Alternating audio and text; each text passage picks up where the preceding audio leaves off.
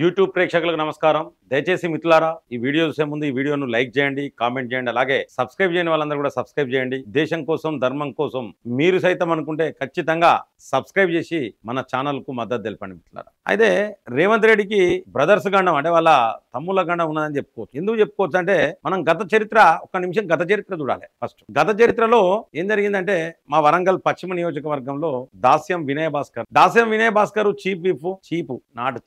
Chief అయితే ఆయన brother దాస్యం విజయ భాస్కర్ అండి. ఈయన చేసే దందాలు ఆయన మీద బాగా ఇంపాక్టెడ్ పడ్డాయి. తమ్ముడు చేసే దందాలు, కబ్జాలు, సెటిల్మెంట్లు, రౌడీయిజం, గూండాయిజం అంతా కూడా అంటే అన్నేం తక్కువ కాదు. సో అన్నకు తమ్ముడు ఇద్దరు అయ్యేసరికి కొంచెం ఓవర్లోడ్ పడి వరంగల్ పశ్చిమ నియోజకవర్గ ప్రజలు తరిమి కొట్టిండ్రు. ఇవాళ వాళ్ళ రాజకీయ జీవితం దెబ్బతిన్నట్టే. ఎందుకంటే గతంలో తమ్ముని కోసం ఓ కార్పొరేషన్ లో టికెట్ ఏమైనా ఇప్పుడు ఎమ్మెల్యేలను కలవాలంటే తమ్ముని కలవాలి, తమ్ముడే సెటిల్మెంట్లు చేసేది, తమ్ముడే పోస్టింగ్లు ఇప్పించేది, సిఐల పోస్టింగులు, ఏసీపీల పోస్టింగులు, ప్రతి పోస్టింగ్ కూడా తమ్ముడే ఇప్పించేది, తమ్ముడే దందాలు చేసేది. ఎవరిని కొట్టాలన్నా, ఎవరిని బెదిరియాలన్నా రకరకాలు. ఒక సందర్భంలో ఇక ఆయన అరాచకాలకు ఇక చాలా మంది భయపడ్డారు. ఆయన చరిత్ర చాలా గొప్పది. సో ఈ తమ్ముడు చేయబట్టే అన్న ఓడిపోయాడని చెప్పేసి కూడా వరంగల్ పశ్చిమ నియోజకవర్గ ప్రజలు చెప్పుకుంటా ఉంటారు. ఇది గత చరిత్ర వరంగల్ పశ్చిమ నియోజకవర్గం. అలాగే భూపాలపల్లి చరిత్ర పోదాం ఒకసారి. జయశంకర్ జిల్లా భూపాలపల్లి చరిత్ర పోతే సిరికొండ మధుసూదనాచారి చాలా మంచి ఇంటెలెక్చువల్. సో కేసీఆర్ కు దగ్గర మిత్రుడు. ఆయన రాజకీయ జీవితం కూడా ఆయన కొడుకులు చేయబట్టి ఆయన రాజకీయ జీవితం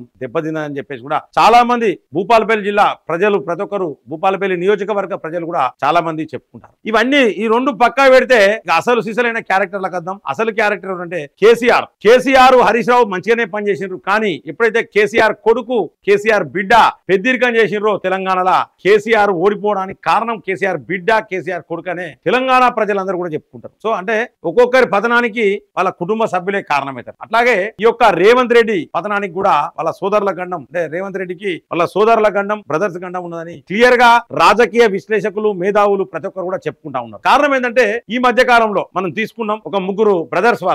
ఒకరు కొండలరెడ్డి, తిరుపతి రెడ్డి, జగదీశ్వర్ రెడ్డి. ముఖ్యంగా జగదీశ్వర్ రెడ్డి విషయం తెలుసుకుంటే ఈ మధ్య కాలంలో ఒక ఇష్యూ అయింది. జగదీశ్వర్ రెడ్డి ఏంటంటే స్వచ్ఛ బయో అనే కంపెనీలో Jagadishwar Reddy one of the partner అని ఒక 5 రోజుల క్రింద, అంటే రేవంత్ రెడ్డి గారు అమెరికాకు పోయే ముందు 5 రోజుల ముందు కంపెనీ క్రియేట్ చేసిండ్రు. ఆ కంపెనీలో ఆయన దోస్తులు అందరు కలిసి ఉన్నారు. వీళ్ళు 1000 కోట్ల రూపాయల పెట్టుబడులు మన తెలంగాణలో పెడతారని చెప్పేసి దీన్ని రేవంత్ రెడ్డి గారు అమెరికాలో ప్రకటిస్తే దాని మీద చాలా అనుమానాలు. మరి ఇంత 5 రోజుల క్రితం ఉన్న కంపెనీ 500 మందికి ఉద్యోగ అవకాశాలు కల్పించింది. అసలు ఈ 1000 కోట్లు ఈ వీళ్ళకి ఎక్కంచెలు వచ్చినాయి. మరి విదేశాలలో ప్రకటించారు. ఏమన్నా బయట డబ్బులు ఏమన్నా యూజ్ చేస్తానా? దీంట్లో ఈడీకి సంబంధించి ఫిర్యాదులు కూడా చేయడం జరిగింది, విచారణ చేయడం. ఇది Jagadishwar Reddy story. Next Kondal Reddy story అంటే సేమ్ కొండలరెడ్డిని రేవంత్ రెడ్డి కొంచెం సేమే ఉంటారు. సో ఈ కొండలరెడ్డి ఎంబడి పోలీస్ కాన్వాయిలు పోతాయి. రేవంత్ రెడ్డికి ఏ విధమైన సెక్యూరిటీ ఉన్నదో కొండలరెడ్డికి కూడా అదే విధమైన సెక్యూరిటీ ఉన్నదని కూడా చాలా మంది ఆరోపణలు చేసిండ్రు. సో కొన్ని వీడియోస్ కూడా మనం చూడడం జరిగింది, కొన్ని పేపర్లు కూడా రాసినాయి, చూడడం జరిగింది. అంటే రేవంత్ రెడ్డి తమ్ముడు కొండలరెడ్డితో సంబంధించి. ఇక పోతే చాలా మంది ఏం చేస్తున్నారంటే సెక్రటరియట్ లో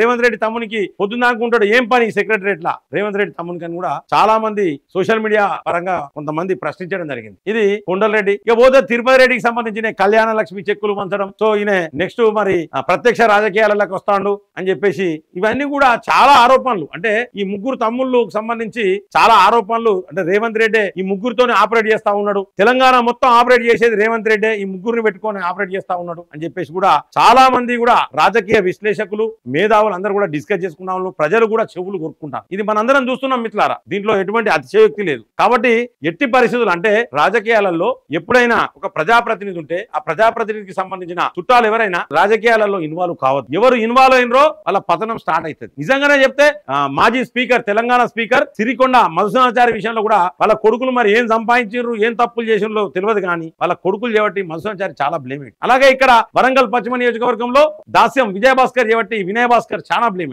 కేసీఆర్ బిడ్డ కొడుకు చేయబట్టి కేసీఆర్ చాలా బ్లేమ్. అట్లనే ఇవాళ రేవంత్ రెడ్డి సోదరులు చేయబట్టి రేవంత్ రెడ్డి 100% చాలా బ్లేమ్ అవుతాడు. ఇది చాలా మంది కాంగ్రెస్ నాయకులు, కాంగ్రెస్ ప్రజాప్రతినిధులు, మంత్రులు కూడా దీని గురించి చర్చలు చేసుకుంటా ఉన్నారు. ఎందుకంటే కాంగ్రెస్ పార్టీ అనేది రేవంత్ రెడ్డి ఒక్కరిదే కాదు. వెనుకటి నుంచి కాంగ్రెస్ లో ఉన్నోళ్ళు, కాంగ్రెస్ జెండా మూసిన వాళ్ళు ఇలా మంత్రులుగా కొంతమంది ఉన్నారు, కొంతమంది ఎమ్మెల్యేలు, కొంతమంది ఏ పదవి లేకుండా ఉన్నారు. సో వాళ్ళెవరికి కూడా ఇష్టం లేదు. కట్టర్ కాంగ్రెస్ వాళ్ళు, అంటే వెనకటి నుంచి కాంగ్రెస్ ఉన్న హనుమంతరావు అసంటోళ్ళకు కూడా ఏమాత్రం ఇష్టం లేదు. ఎందుకంటే మనం చూసినాం ఇవాళ ఎక్కడి నుంచో వచ్చిన వాళ్ళకు రాజ్యసభ రాజ్యసభ ఇస్తా ఉన్నారు తెలంగాణకు సంబంధించి. మరి తెలంగాణలో ఈ యొక్క హనుమంతరావు ఉన్నాడు, బీసీ లీడర్, ఆయనకి ఇవ్వచ్చు రాజ్యసభ ఇవ్వచ్చు, మంచి ఇంటెలెక్చువల్, సబ్జెక్టు బాగుంటది, సేవ చేసిండు కాంగ్రెస్ కు, ఇవ్వచ్చు. సో ఇవ్వకుండా ఎక్కడి నుండో వచ్చిన వాళ్ళకి ఇస్తాను. దీని మీద కూడా విమర్శలు. మొత్తానికైతే రేవంత్ రెడ్డికి అయితే బ్రదర్స్ గండం అయితే ఉన్నదని మనం చెప్పుకోవచ్చు మిత్రులారా. దయచేసి మిత్రులారా మీరు ఈ యొక్క వీడియోతో మీరు ఏకీభవించినట్లయితే లైక్ చేయండి, కామెంట్ చేయండి, అలాగే సబ్స్క్రైబ్ చేయని వాళ్ళందరూ కూడా సబ్స్క్రైబ్ చేయండి. జై హింద్, జై భారత్.